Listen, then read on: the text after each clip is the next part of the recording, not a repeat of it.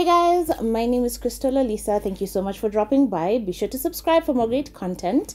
Today's video is one I've been dilly-dallying about shooting for a minute. So if you've noticed in like this month, my content has been a bit sparse because I've had a lot on my mind, a lot on my heart, and I needed to take like a bit of a step back. But this video is kind of the reason why. So we're going to be talking about it. We're going to be exploring another like money talks, financial conversations video.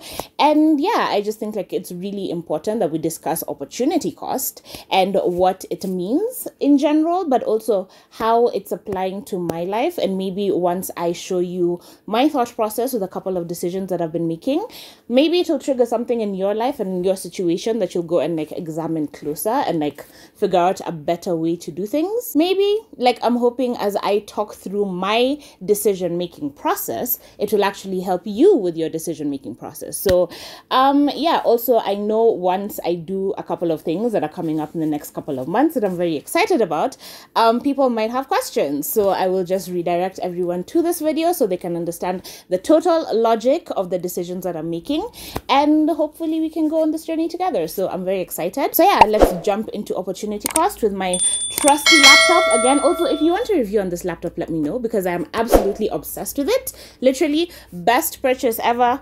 Comes with a pen. So yeah, I'm going to be recording my screen again just so you can see as I'm walking through the process. But the last time I did this, it was kind of lagging, like the frame rate isn't the same as my shooting frame rate, so it was really awkward like trying to sync everything up. So I've already written everything down just so that I don't like math came on a boat, so that I don't make those same mathematical mistakes in the emergency fund video, just so everything is already laid out, and then we can just go through it step by step together and discuss it, you know. So yeah, let's officially actually jump into opportunity cost.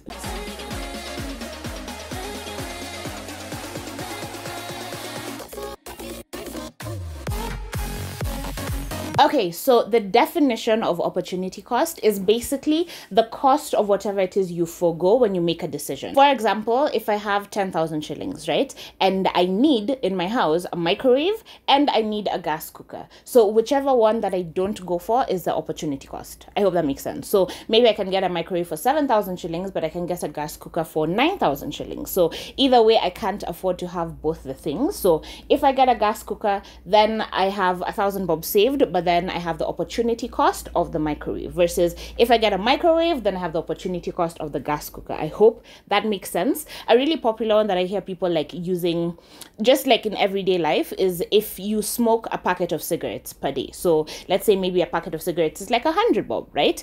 I have no idea how much a packet of cigarettes is. Let's just pretend it's 100 bob.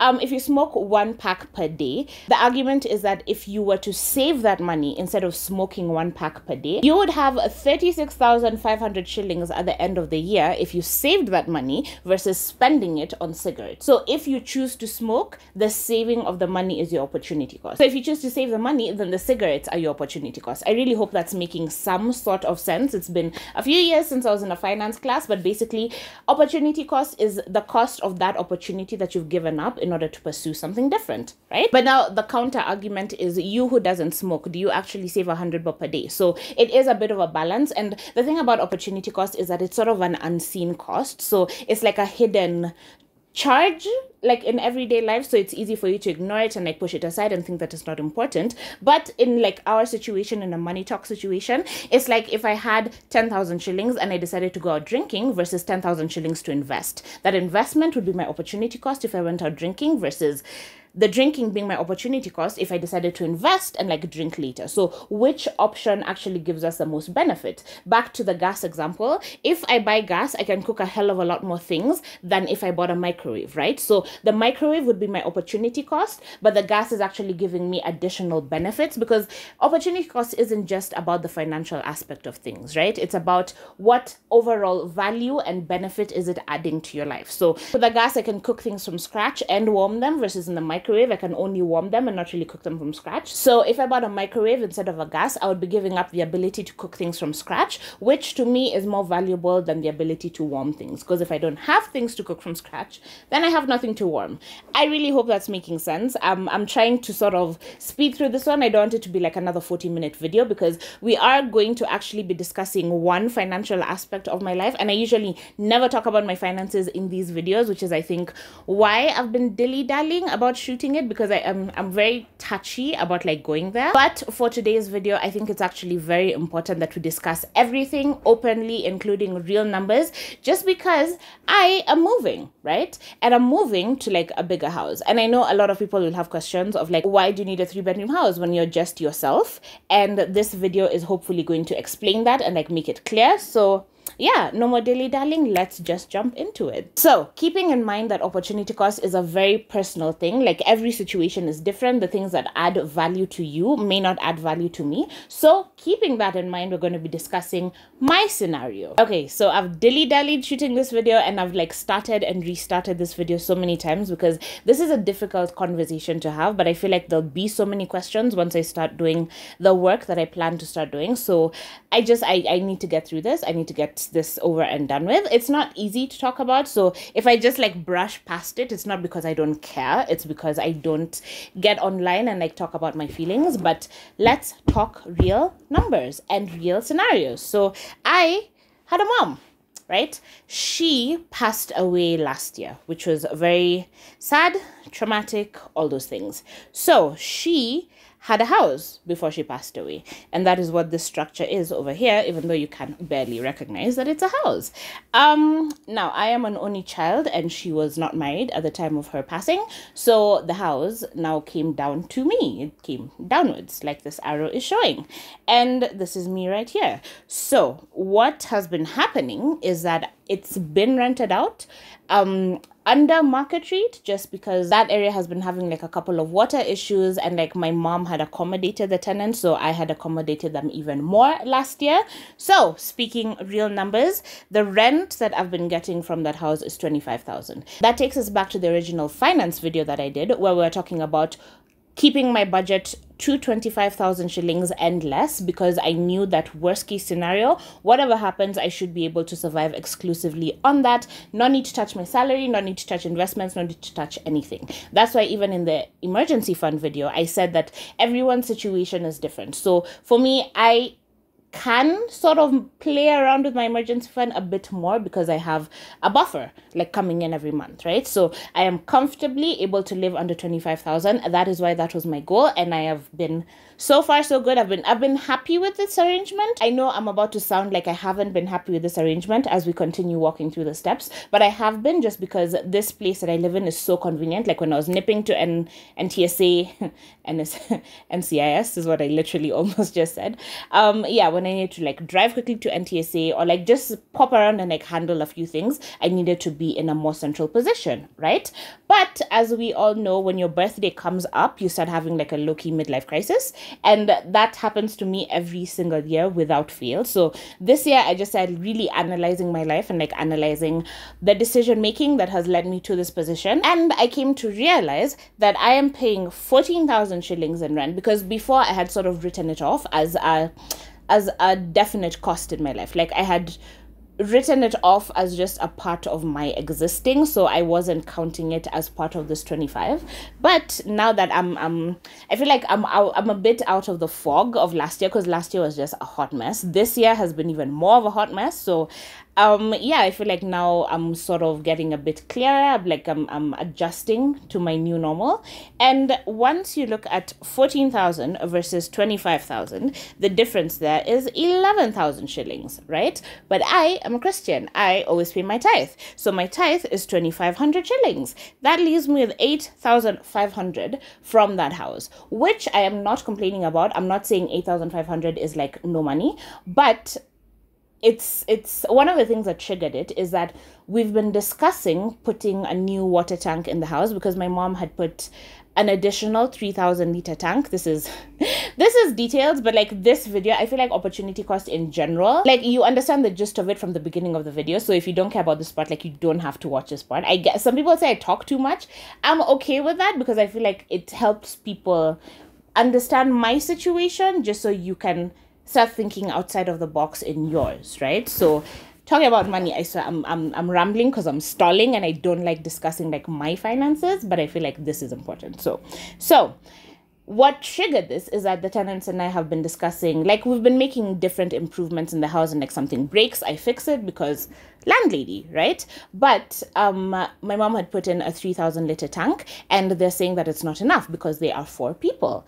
So in total, right now the house has a 5,000 liter tank, but they wanted me to add another 5,000 liter tank. So in total, it would have 10,000 liters, and they feel like that would be enough to push them so that even when the government water comes in like once a week or once every 2 weeks, then they'd be able to store enough to keep going instead of having to regularly keep buying water, right? Which is a perfectly reasonable request. But the more I look into it, the less happy I am with the cost of being a landlady, just because that 5,000 liter tank is like 28,000 shillings, right? Which is reasonable, perfectly fine, whatever. But because it's an existing tank, I have to move that tank to the front, build a new base for that tank, build a bigger base that will accommodate a 5,000 liter tank now that it's not 3,000 liters at the back. And all of that, I'm conservatively saying that it might be like 10,000 shillings, right? So that is a minimum of 38,000 shillings coming out of my pocket, when in return, it's only replenishing me at 8,000 shillings a month. So that is the difference between the rent that I'm paying here and the rent that I am getting from there, right? And the reason I'm looking at this more closely now is because I can't get the 25 unless I spend the 14. So it doesn't make sense for me to write off the 14 like it's not happening and take the 25 as like pure profit. Like that's bad accounting, right? And I feel like I was okay with the bad accounting like for this year and a half, just because the convenience of Lokabete is amazing, because this house is now on Mombasa Road, which is insane. I had promised myself I will never do near a stadium again, but here I am about to move. So yes, long story short, the reason, that is one thing, right? So the opportunity cost for me is, do I pay 14,000 shillings and get 8,000 shillings in profit, or do I move to that house, get a bigger space that's actually my own, and then lose 8,500 shillings. So the opportunity cost is favoring my moving. And also the thing about opportunity cost, it's not just about financial gain, it's about value as well. Like mentally, emotionally, I feel like it will help me along in this journey of my new normal, let's just call it that. And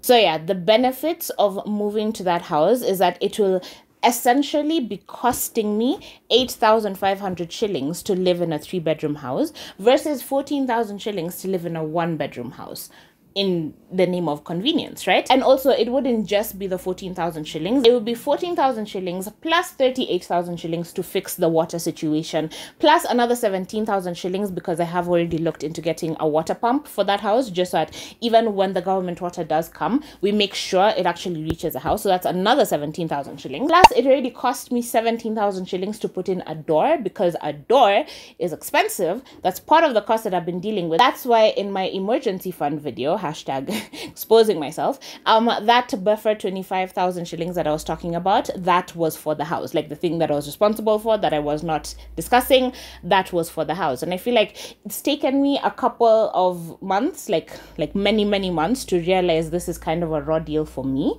But I'm here. I've realized it, and I feel like it's making more sense for me to live there, just because part of my opportunity cost is that yes, it's costing me 8,500 shillings like as a negative in my income from that, but the benefit is that repairs can be done at my pace because I am one person, so 5,000 liters is perfectly enough, I hope. I'm about to find out. I don't know. But I can do the added water tank at a later date. I can focus on maybe getting the pump first. I don't like, I have more flexibility. I have more options when I'm the one living there versus feeling like I'm subjecting a tenant to like a house that's not really ideal, you know? Plus, also, I'll have 3 bedrooms. So one of my bedrooms will be a guest room and my grandparents can come and visit like anytime because I'm literally right next to the SGR. So it'll be amazing to be able to like pop over and visit them anytime and like have them come by anytime. So once the SGR starts working again, of course, but right now what they do is they drive down and they drive back and it's perfectly fine. And they love that place just because it's not inside of town. So they don't have to deal with traffic, which is amazing. Now that I am moving there, I can make final repairs versus just replacing things to the taste of the tenants and then knowing that later down the road I'll have to spend even more money to renovate it, right? So I'll put a picture of one of the walls. There's some water damage on one of the walls. I need to figure out what the issue is because we've been patching up that wall for like years and years and I just want to like deal with it once and for all. So I'm going to be doing that. I'm going to be removing an entire wall because we are creating an open plan kitchen and I'm so excited about that. So yeah, we're going to be like removing walls. We're going to be like adding sliding doors. We're going to be adding an island. We're going to be expanding, like creating a walk-in closet. We're going to be like renovating the master bathroom. We're going to paint everything. Like it's going to be a really fun journey and I'm really excited about it. And I feel like I haven't been this excited about things in a minute. So this is my way of making the best out of a really difficult situation because like my mom passing was really sudden and I've still not process that. I feel like I'm like at 5% of processing it. So yeah, I feel like it'll just make me feel like I'm at home, you know, because that's the house I spent my teenage years in and that's kind of where I grew up. So yeah, I am moving. Long story short, and that is my video on opportunity cost because I think it's important that we talk about this honestly and like openly. So this is the last time I'm going to be discussing my numbers because I don't like going into specific details like that because I just don't think it's relevant and like everyone's situation is different. That's why even in the emergency fund video, which I will keep, I'll just create a financial playlist and then you can go watch the whole thing. But in that video, I said that your emergency fund needs to be customized for you, right? So maybe you don't have my situation, but you have a nanny that you need to cater for, or you have like a chef, maybe we're bougie like that. I mean, I don't blame you. But yeah, so that extra 25 buffer was for little repairs. Like they needed a pipe fixed and there was some tile chipping and there was something and it cost me 8,000 shillings. And you know, it's someone calling you and being like, hey, this is kind of an emergency and I need to do it today. And it's like out of the blue. That's why I had that 25,000 buffer in my budget. But now that I'm going to be living there, I'm going to have that 25 buffer stay, but it will be like for ongoing repairs and like unexpected things that come up. I am still working on fully funding my emergency fund because I had to pay for like health insurance and it kind of wiped everything out. So we're starting from the bottom, but we are getting there. Oh, so that 25 also catered for giving them their money back, like the deposit that they didn't give me, but I am now responsible for in case they decide that they want to leave, right? So the general rent for that area is like 35, but because of the water situation, we have been reducing it all the way down to 25. And I just feel like if I try to make some of these improvements when I'm having a tenant there, I'm not really getting the value back for the money that I put in, versus if I live in the house and I can actually see for myself like what needs fixing, what needs changing, what needs tweaking, and what can be left alone. So I am so excited to be moving. It's taken me weeks of overthinking and like waking up with a headache every day, trying to decide if this is actually like the right move for me or if I'm making like a bunch of excuses for it. But I feel like at the end of the day, it comes down to the numbers. So 8,500 shillings is all I'm being paid for someone to live in a 3-bedroom house. I would happily pay that. So I'm happily going to be losing 8,000 shillings from my income, but going to be enjoying a bigger, better space. Also, can I just say that I feel like these things happen to the people who genuinely don't want them, because like I had no intention of ever moving to Mombasa Road. I had no intention of ever dealing with Nyayo Stadium ever again for the rest of my life. Like that house has always been my mom's house. That even now I don't really feel any ownership over it. I feel like it's still just my mom's house, and it's like, you know, like that's her property that I'm encroaching on. So it's been a really rough like year and a half, but I feel like it's always those who don't want it that it happens to. So that I just keep saying everyone's situation is different because of this. Like, my situation is not anything I would wish on anyone. Like, I would be perfectly happy living here and still having my mom. Even like if you gave me the option of like recreate that house to be like your perfect dream house, or like get your mom, like there's no way I don't want my mom back, right? So I feel like Queen Elizabeth will outlive everyone just because they're waiting to like take the, it's just. Anyway, I am rambling. Bottom line is that I am moving, and I am moving because the plan was to continue investing and like continue living here and just like minimize costs, invest everything, and then in 5 years buy another house in the same estate that's a corner house, because I want to transform this backyard into this backyard. I don't know where I'm going to be putting them on the screen, but I wanted you to actually see that I do have like long-term plans, and this was not in them whatsoever. But I feel like because of Corona pushing everything back by like 2 years, I've had to adjust, and like I'm not willing to wait 7 years to buy my dream house. I was willing to wait 5, but I'm not willing to wait 7 and still live in this space. So I want to move and make the most of that situation, and then still work towards buying my dream corner house, because Crystal is gonna buy a house with a big enough yard for a private pool if it is the last thing I do. Privacy is everything. And also, one of the things that's been making me sort of unhappy with this place is that, I mean, not really unhappy because it's no one's fault really that the sun hasn't been coming out properly to like hit me from my sunroof, but now it's so faint, like the sun rays are not really quite strong enough, so I would need to leave the house to actually enjoy some sun. But now there's so many people, there's so many kids, like the place has gotten a lot more crowded, so I'm just feeling like I want the privacy of my own yard, of my own compound. Like, I cannot wait to give you a house tour of the place because I'm actually really excited.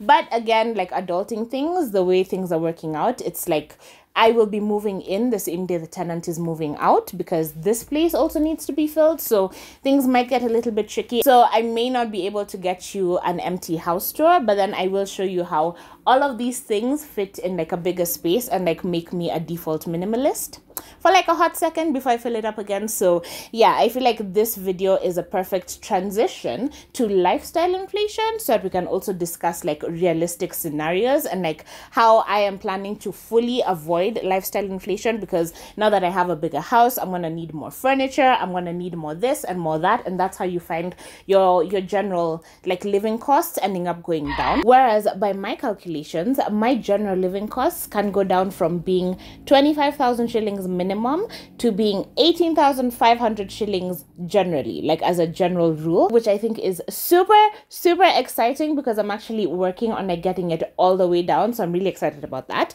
because the lower my living costs can actually get, the more flexibility I have in terms of income, in terms of opportunities, in terms of choices, and I really love that. So I just have a generalized breakdown of my new budget. Obviously I don't have like exact numbers because I don't actually live there, so I don't know what the final number will end up being, but I predict that my fuel costs might be about 2,000 shillings.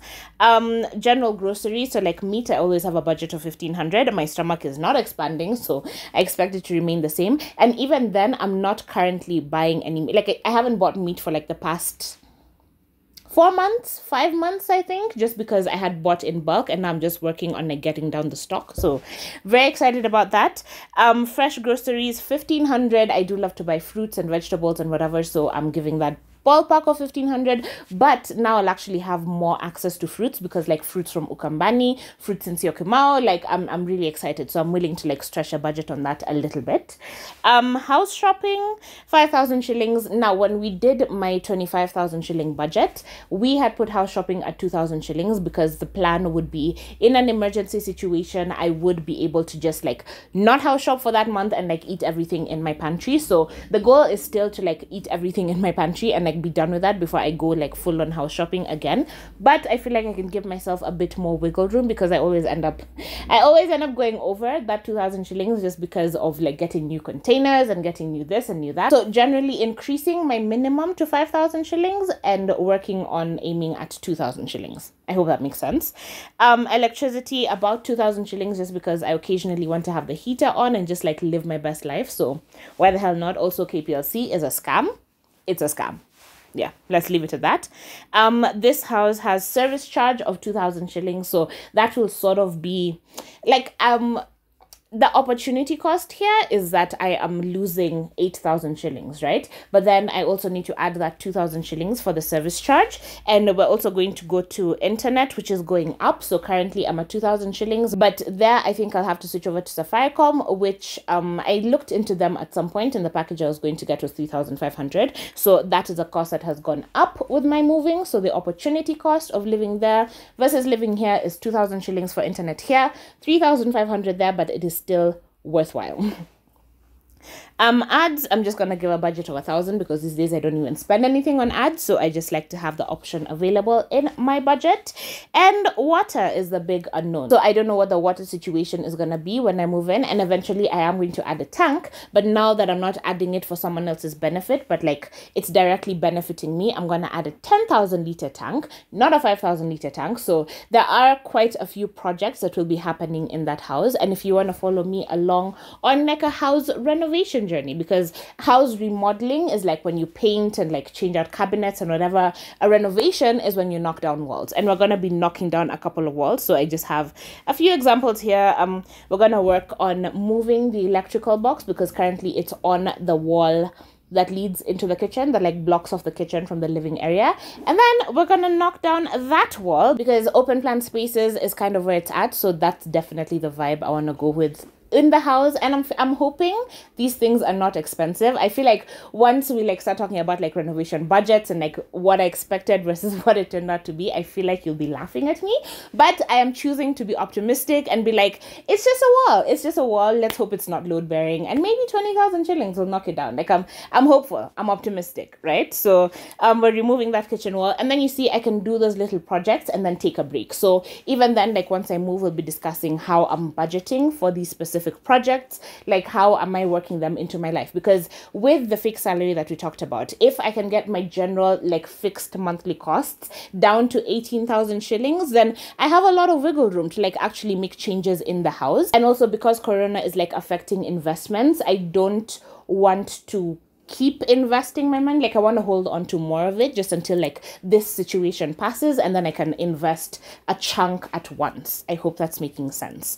So we can take a little bit of that investment money and like put it towards like fixing up the house, fixing up the roof, giving me a walk-in closet. Like I am so excited. So yeah, I will do the electrical box and then remove the kitchen wall and then like take a break, and then I'll come back and like do the outside wall and like put in sliding doors to the garden, and then we'll just go from there. So it will be a process. Builders, is it Builders KE something, the one that opened at Waterfront? I will live there.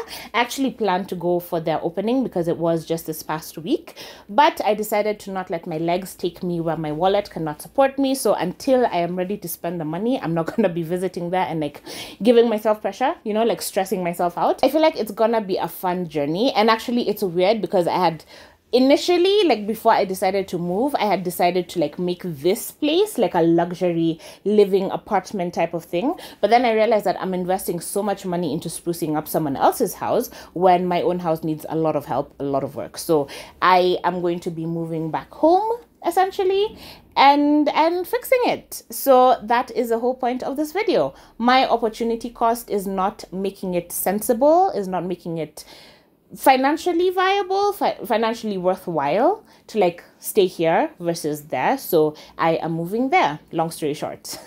I hope this video is actually helpful to someone. Like I feel like I just talk about what's going on in my life and like the things that I am experiencing and discovering, and I hope that you can find useful ways to apply it to your life. And I hope it also answers like questions you might have, because I know it doesn't make sense for like me as a single attempting person to be living in a 3-bed. Like it's a lot of bedrooms, but it's not unnecessary. And I feel like all this is just chaos around me. Like everyone is like, you're a hoarder and you need to declutter, noise. But I feel like it's just because I don't I have to have multiple uses for the same space. So even like now when I want to shoot a video, it just becomes chaotic. So now I'll have like dedicated spaces. Like I'm gonna have a studio room slash closet, I'm gonna have a guest room, and it's gonna be fun. It's gonna be interesting. So there's gonna be a lot more moving content. If you have specific moving content you want to see, let me know. But I'm going to be like doing a cost of moving video, because that's actually proving to be a bit pricey, but then that's just because of me, and because I actually just realized that I would rather spend my money with the people that I know, that I've been dealing with, versus like moving somewhere new and like looking for a new carpenter and looking for a new, you know, like little things. So I had my bed raised. That was at a cost. I'm having my rocking chair reupholstered, so it's not even here. That's at a cost. But I'd rather sort of promote the business of someone I know versus looking for new people to like throw money at, you know. So little things like those are costing quite a bit. So as I prepare to move, we shall do total cost of moving video, and then once I'm like moved in, we'll do like a before house tour so you can see